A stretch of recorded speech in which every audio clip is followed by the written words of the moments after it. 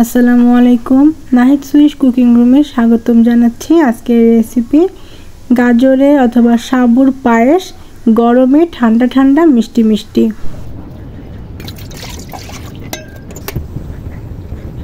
প্রথমে এখানে 1 কাপ পানি দিয়ে নেব। আমি এখানে 1 মুঠ পরিমাণে সুগন্ধি একটা আতপ চাল, এটা যে কোনো সুগন্ধি পোলাও চাল নিতে পারেন, তবে আমি এখানে আতপ চাল ব্যবহার করেছি। আর এটা খুব পোলাও চাল, খুব সুগন্ধি। এই চালটা আমি অন্তত পক্ষে 1 ঘন্টা ভিজিয়ে রাখবো, যাতে এটা গরম পানিতে দেওয়ার সাথে সাথে খুব দ্রুত সেদ্ধ হয়ে যায়।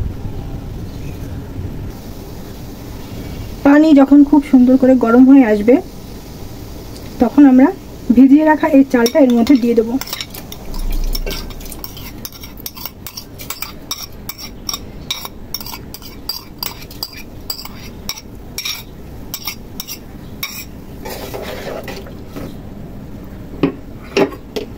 আর এটা যাতে খুব দ্রুত সেদ্ধ হয়ে যায়, সেই জন্য আমরা এর মধ্যে সামান্য একটু মিষ্টির স্বাদটা বাড়বে। আমরা একটু চিনিতে রান্না করব, চিনি অথবা গুড়, তো এটাতে স্বাদ বাড়বে এবং দ্রুত সেদ্ধ হয়ে যাবে।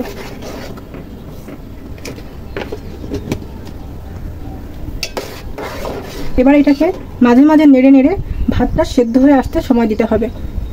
মাঝে মাঝে নাড়তে হবে যেন নিচে লেগে না যায়। ভাত পোড়া গন্ধ কিন্তু খুব খারাপ লাগে, খেতেও খারাপ লাগে।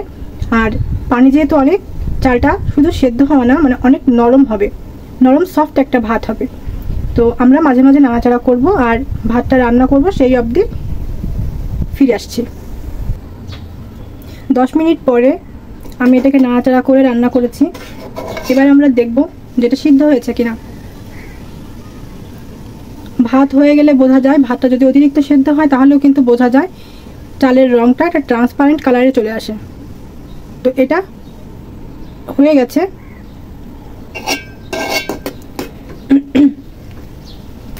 আরও একটু হবে, এখন ভাত পর্যায়ে আছে, এটা আরও একটু হবে। এটা রান্না হতে হতে এর মধ্যে আমি এবার দিয়ে দেবো অন্য আরেকটি ইনগ্রিডিয়েন্টস, আর সেটি হচ্ছে সাবু, খুব অল্প পরিমাণে। এটা এখানে বলা যেতে পারে 1 টেবিল চামচ বা 1.5 টেবিল চামচ। তো এটা আমি এই টকবগের পানির মধ্যে, চালের মধ্যে দিয়ে দেবো।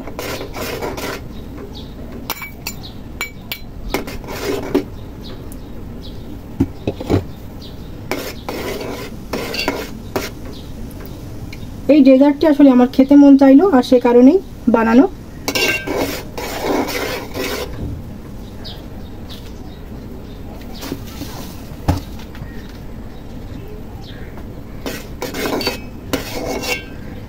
সাবুটা আচ্ছেদ্য মতো হয়ে গেছে, বাকিটা গরমে গরমে হয়ে যাবে। এবার এর মধ্যে দিয়ে দেবো 1 কাপ চিনি। টেস্ট বুঝে পরে দেওয়া যাবে।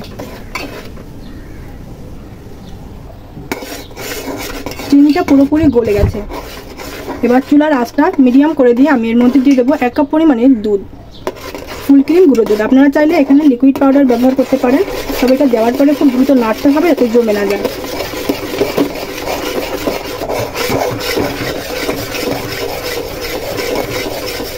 এবার নাড়তে নাড়তে এর মধ্যে দিয়ে দেবো এলাচ পাউডার।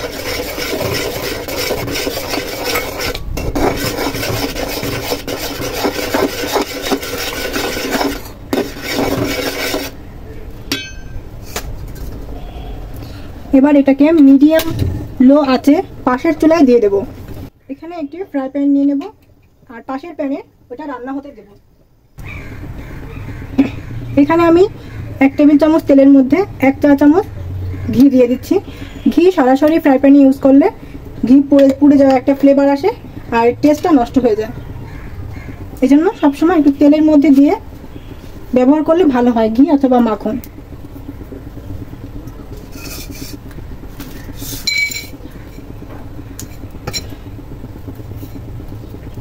এটা গরম হয়ে গেলে এর মধ্যে কিছু ক্রাশ করা বাদাম দিয়ে দেবো।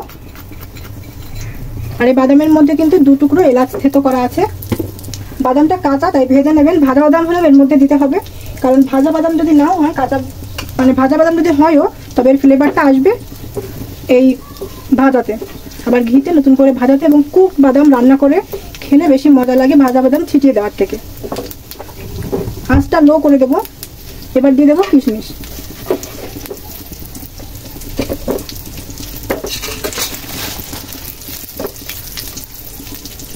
কিশমিশটা বাদাম ফুটে হতে আমি গাজর রেখেছিলাম ক্রাশ করে তুলে, এটাকে আমি ভাজতে দেবো।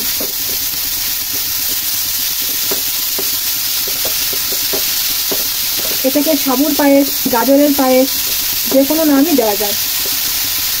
আমি এবার গাজরের সিজনে গাজরের দাম কম হওয়াতে অনেক পরিমাণ গাজর কিনে ফ্রিজে স্টোর করে রেখেছি এরকম কুচি করে। এভাবে কুচি করে রাখলে যে কোনো ডেজার্ট বানানো বা যে কোনো আইটেমে ব্যবহার করা কিন্তু অনেক সহজ।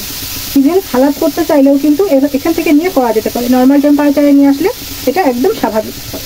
এটাকে খুব সুন্দর করে ভেজে নেব, গার পানিটা শুকিয়ে নেব যাতে কাঁচা গন্ধটা দূর হয়ে যায়।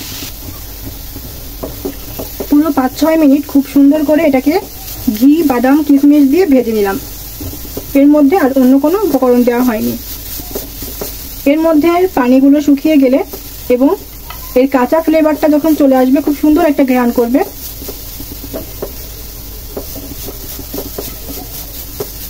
তখন এটাকে আমরা রান্না করা পায়েসের সাথে মিশিয়ে দেব। ওই পাশের চুলা থেকে এই পাশের চুলায় আমরা এটাকে নিয়ে আসলাম। এসে এটাকে এতক্ষণ মিউটে রান্না করেছি, মানে একদম নিচু জালে।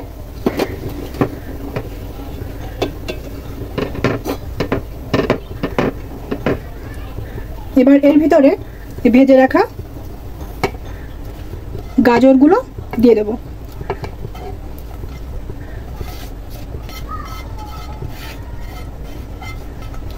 বাদাম কিশমিশ ডেকোরেশনের জন্য দিলেও সেগুলো কিন্তু আগে থেকে ভেজে রাখবেন। যদি এটা আমি ফ্রিজে সংরক্ষণ করে কয়েকদিন ধরে খাবো, সেজন্য আমি এটা সংরক্ষণ করার মানে সাজানোর জন্য বা ডেকোরেশন করার জন্য কোনো ভাজা বাদাম কিশমিশ কিছু রাখিনি। আর কাঁচা যদি দিয়ে সাজান তবে মাথায় রাখতে হবে সেটা কিন্তু নষ্ট হয়ে যাবে, ইমিডিয়েট খেয়ে ফেলতে হবে। এবার এটাকে একটু নাড়াচাড়া করে মিডিয়াম জালে রান্না করে নিতে হবে।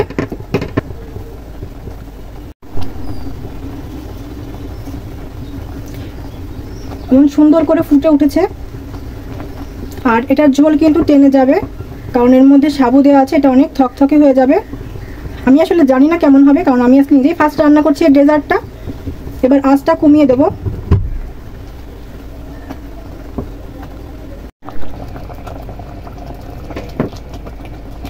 এবার লাস্টলি এর মধ্যে একটু খেজুরের, এটাকে ঝোলা গুড় বা নরেন গুড় যাই বলুক, এটা দিয়ে দেব। দারুণ একটা স্মেল আর দারুণ একটা টেস্ট আসবে। এবার এটাকে 2 মিনিট রান্না করে তারপরে চুলা বন্ধ করে রেখে দেব।